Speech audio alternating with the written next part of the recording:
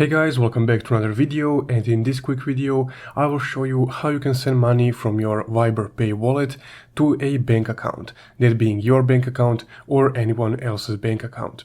So let's get started. Now first off, once you open up your Viber app and you go to the Pay section of the app, this will be the page that you will see. From here, to send money to a bank account, you would need to tap on the Send option right here.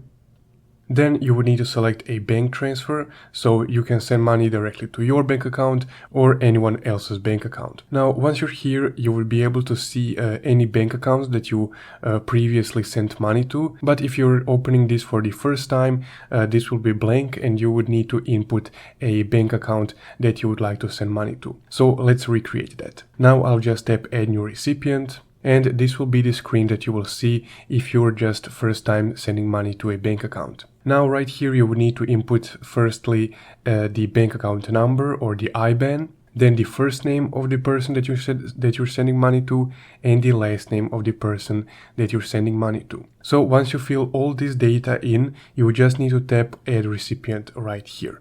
Now, once you added the recipient, this will be the next screen that you will see, and right here you would just need to input the amount of funds, aka money, that you would like to transfer to that bank account.